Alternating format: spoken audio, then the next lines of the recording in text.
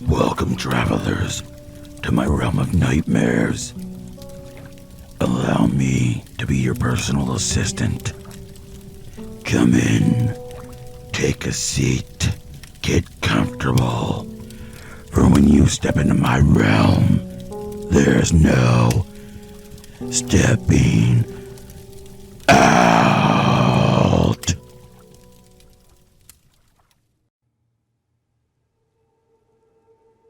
So, 4 of us were hanging out and ordered delivery food. It was me and my girlfriend visiting my brother and his wife at their house. The first weird thing about this delivery was that the restaurant's Google Map page had been vandalized with edits, so that some of the menu items were listed as misspellings of vulgar sexual phrases in a way that was vaguely racist in accordance with the cuisine. Yum Poontang for $6.69 was the first one I saw. Point being, it seems worth noting that the restaurant was pranked / hacked / vandalized online, just because that could indicate someone's invested in messing with the restaurant. Photo of the vandalized menu here. Anyways, here's the glitch. My brother was the one who was going to write down all the order and call it in.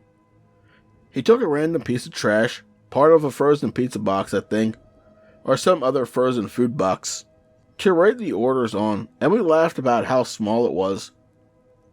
Me, my brother, and his wife all decided we wanted banh mi sandwiches, which were coincidentally menu item 71, 72, and 73. My girlfriend said what she wanted, noodle dish and appetizer, and my brother wrote these down next.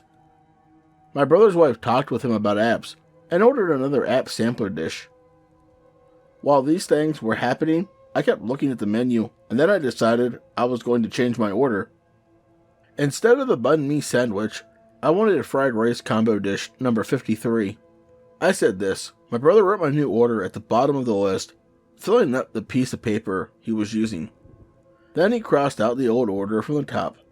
Then my brother also decided to change to a rice dish, and wanted the fried rice in a clay pot number 52. He crossed his old order out, then wrote the new one into the in-between space near his order, because my new order had filled out the bottom of the paper and there was no more space. Photo of written order with corrections here. He even made a comment at this point. You went from 73 to 53. I went from 72 to 52. So, we had our final orders, and he had them all written down. He called the restaurant, and they asked his name, then he ordered the food. He mentioned one of the menu items like, "Can we please get 171? The person at the restaurant was like, "What's that?" And he read it off the menu like the pork banh mi sandwich. So, at this point, he realized they didn't really go by the numbers, so he just said the menu item names instead. So, he said something like, "And then we'd like a fried rice in a clay pot, and a fried rice combo plate, and tofu spring rolls, and a vegetarian pho, and the appetizer sampler." So the only menu item number he mentioned was the 71. So, we go and pick up the food and pay. We get home, we open it up, and me and my brother's food is each in a pint-sized standard Chinese food container, the white cardboard folded cube. On top of my container in blue marker it says 73. Over the top of the 7 is a red marker that says 5, so someone wrote 73 on my container, my original order before I changed it, and then wrote over top of the 7 a 5 to make it 53, my actual order. The same thing as on my brother's container. It has 72 written in blue, and then a red marker changing the 7 to a 5. If one was to look at these containers, they'd probably conclude that someone on the phone said they wanted 72 and 73, and then they changed it to 52 and 53. Photo of the container and markings and correction here. Ours were the only container with the markings. None of the others had the menu numbers written on them at all.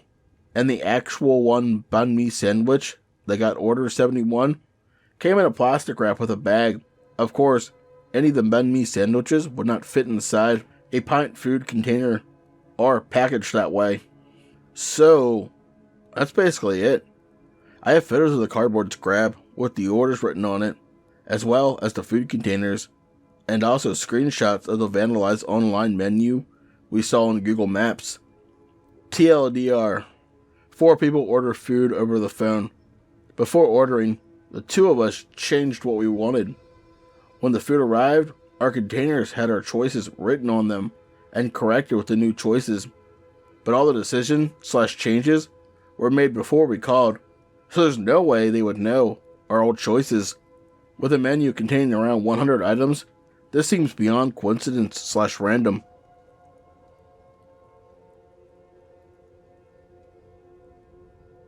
So, I took 3 medium-sized tops to be embroidered for work, 2 new ones with tags. My son picked them up for me on Friday.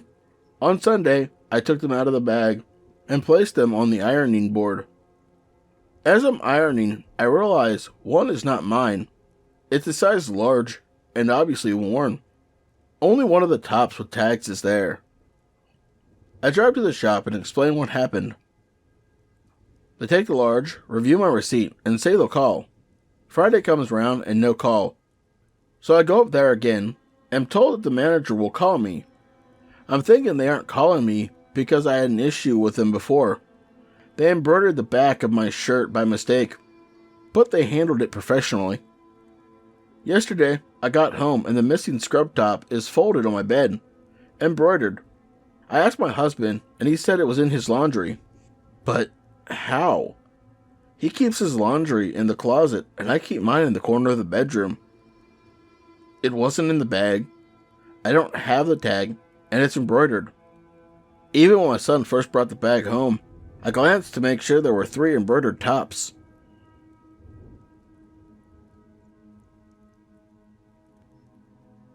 Let me just say, this has been driving me fucking insane. Both me and my boyfriend have lost a number of things in the past year and have not been able to find our things. It began with my boyfriend losing his favorite sweatshirt. It is so important to him that he never travels with it, and he only wears it once in a while because it's expensive and white, and he doesn't want to ruin it. One day, he asked where it was, and we ended up tearing the apartment apart looking for it. Still, nowhere to be found, and this was months ago. Today, I offered to pay for dinner, but only with the cash I had received over Christmas, $100. I went to my purse in the hidden section where I've been keeping it since I got it, and it's not there. The thing is, I never take my purse anywhere. I never take or put things into my purse unless I'm going somewhere nice, which I haven't done since Christmas. There's no way I could have lost it, yet it disappeared into thin air. I've checked everywhere. At this point, things go missing and it drives both of us insane. Is it even possible for things to go missing into another universe? Or are we just mad?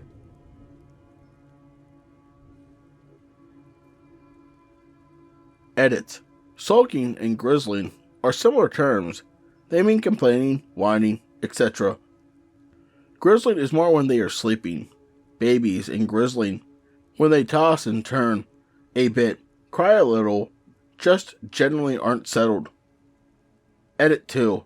Here's an audio recording taken today during the daytime with my daughter when she was in a good mood. I wanted to see if she could climb up. Make of it what you will. I asked her, and this is her response. I don't want to push it and force her to do it when she still isn't ready. I did ask my son if he'd help her. He said no. I tried to ask my daughter how she got up there. She said simply, I don't know. When I asked again, she became a little annoyed and said it again, I don't know. So I decided not to push her with it. Our bedrooms are right next to each other, and it was silent. Both our bedroom doors were open. I'd have heard even the slightest noise. There's just no possible feasible way for me to not have heard anything. If my boy helped, they'd have talked to each other. There'd have been noise from the bed itself, from the movement. I'm just at a loss for an explanation. Edit 3. This is how far apart our beds are. The glitch.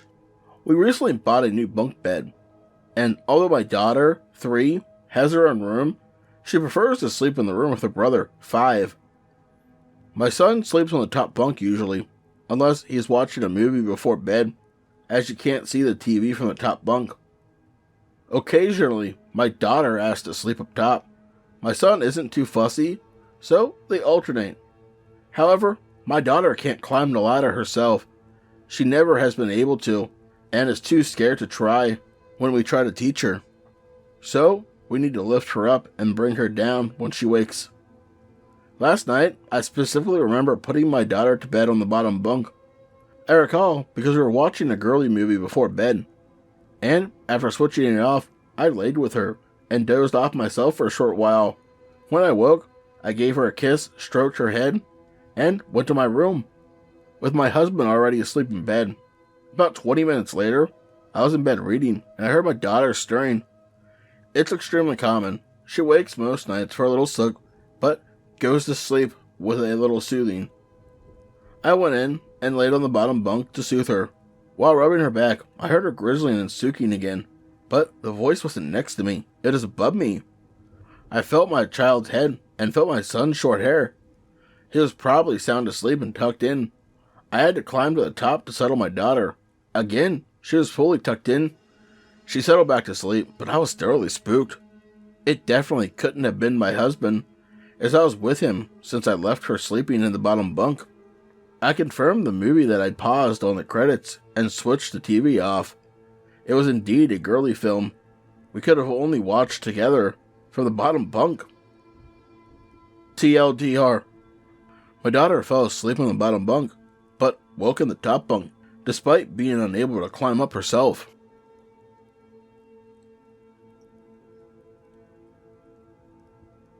In the late summer of 2018, I started my first job out of college as an outdoor educator in upstate New York. For this position, I live in a small cabin in the woods, on the company's 305 acres of forest, along with my 7 other coworkers. When I moved into the room that would be mine for the next year, it was a mess. Old remnants from the summer camp were scattered about the room.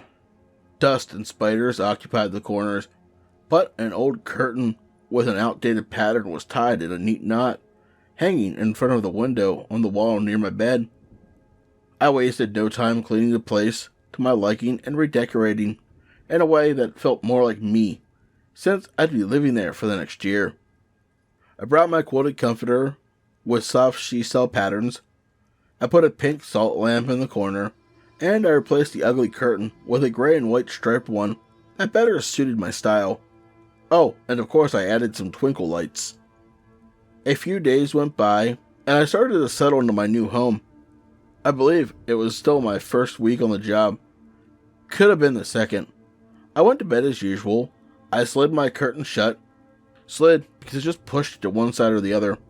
I don't tie knots. Turned off my salt lamp and went to sleep.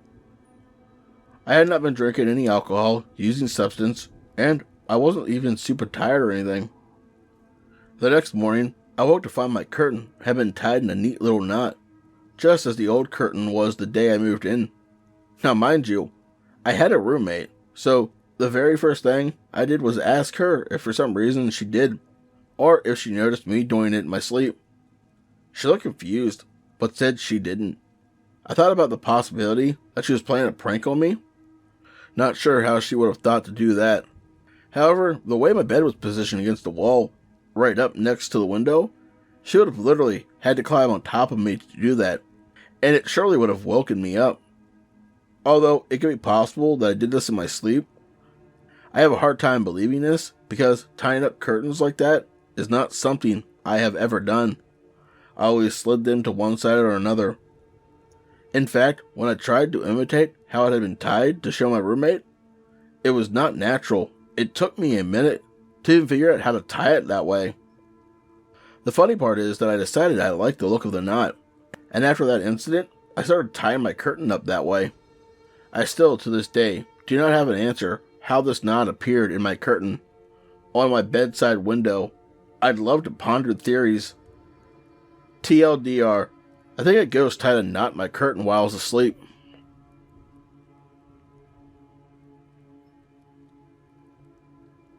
First, I just want to state that I live in a tiny coastal town in the northern part of Norway, which is in Europe, for those of you who did not know.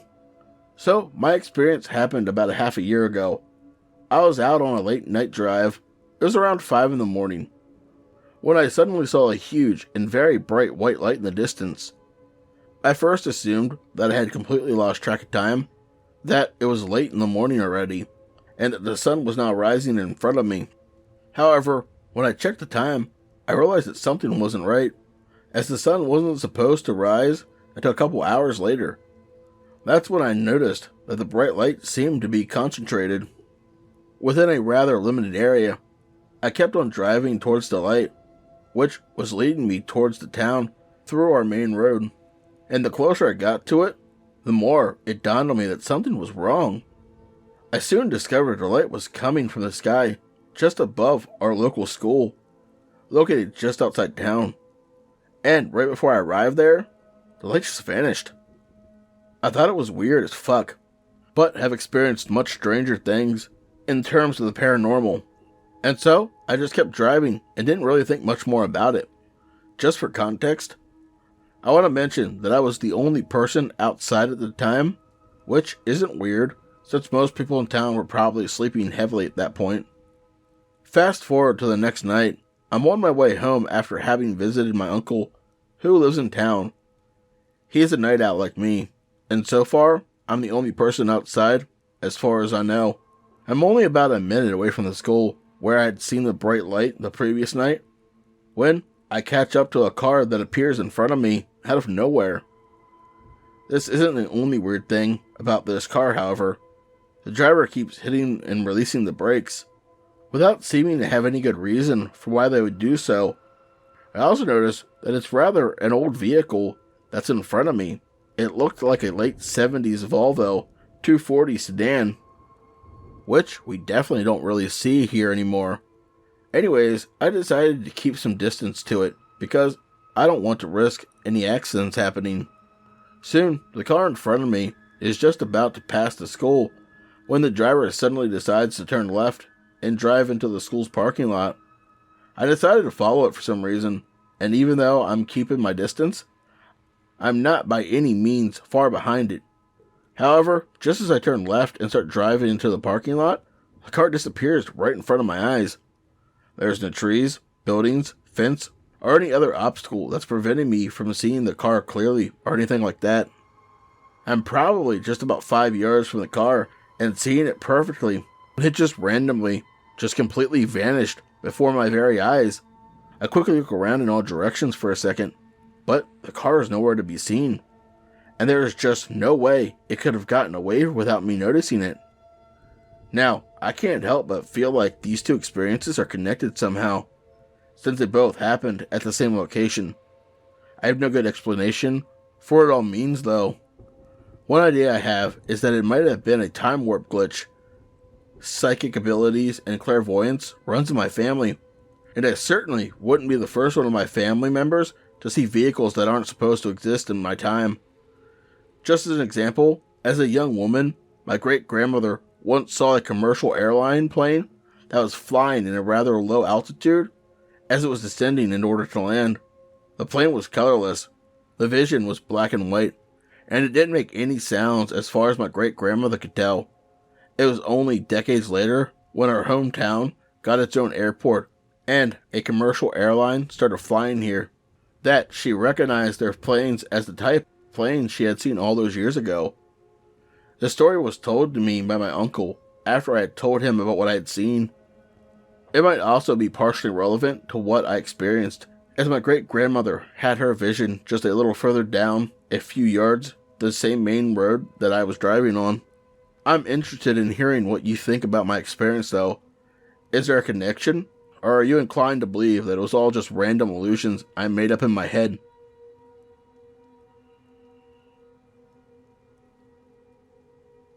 Tonight's video was 6 true Glitch in the Matrix stories. If you enjoyed this, please let me know down in the comments section, so I know to do more videos like this one. Hey, did you know I have merch? Yeah, it's crazy, right? But I do.